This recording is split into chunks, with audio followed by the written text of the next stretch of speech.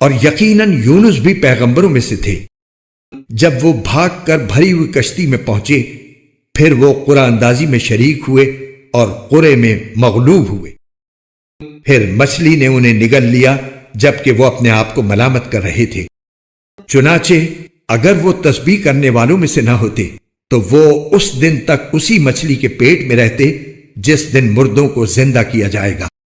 پھر ہم نے انہیں ایسی حالت میں ایک کھلے میدان میں لا کر ڈال دیا کہ وہ بیمار تھے، اور ان کے اوپر ایک بیل دار درخت اگا دیا، اور ہم نے انہیں 1,00,000 بلکہ اس سے بھی زیادہ لوگوں کے پاس پیغمبر بنا کر بھیجا تھا۔ پھر وہ ایمان لے آئے تھے، اس لیے ہم نے انہیں ایک زمانے تک زندگی سے فائدہ اٹھانے کا موقع دیا۔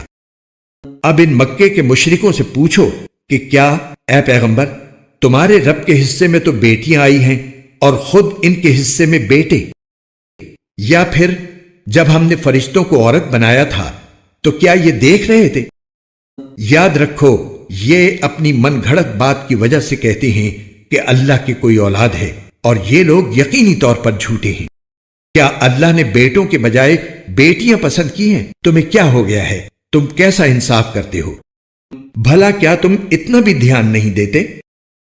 یا اگر تمہارے پاس کوئی واضح دلیل ہے تو لاؤ اپنی وہ کتاب اگر تم سچے ہو۔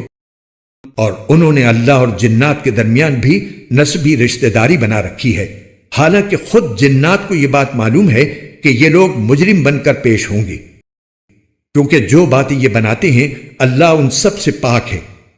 البتہ اللہ کے برگزیدہ بندے محفوظ رہیں گے، کیونکہ تم اور جن کی تم عبادت کرتے ہو وہ کسی کو اللہ کے بارے میں گمراہ نہیں کر سکتے سوائے ایسے شخص کے جو دوزخ میں جلنے والا ہو۔ اور فرشتے تو یہ کہتے ہیں کہ ہم میں سے ہر ایک کا ایک معین مقام ہے، اور ہم تو اللہ تعالیٰ کی اطاعت میں صف باندھے رہتے ہیں، اور ہم تو اللہ کی پاکی بیان کرتے رہتے ہیں۔ اور یہ کافر لوگ پہلے تو یہ کہا کرتے تھے کہ اگر ہمارے پاس پچھلے لوگوں کی طرح کوئی نصیحت کی کتاب ہوتی تو ہم بھی ضرور اللہ کے برگزیدہ بندوں میں شامل ہوتے۔ پھر بھی انہوں نے کفر کی روش اپنائی ہے، اس لیے انہیں سب پتہ چل جائے گا، اور ہم پہلے ہی اپنے پیغمبر بندوں کے بارے میں یہ بات طے کر چکے ہیں کہ یقینی طور پر ان کی مدد کی جائے گی، اور حقیقت یہ ہے کہ ہمارے لشکر کے لوگ ہی غالب رہتے ہیں۔ لہٰذا اے پیغمبر تم کچھ وقت تک ان لوگوں سے بے پرواہ ہو جاؤ اور انہیں دیکھتے رہو، ان قریب یہ خود بھی دیکھ لیں گے۔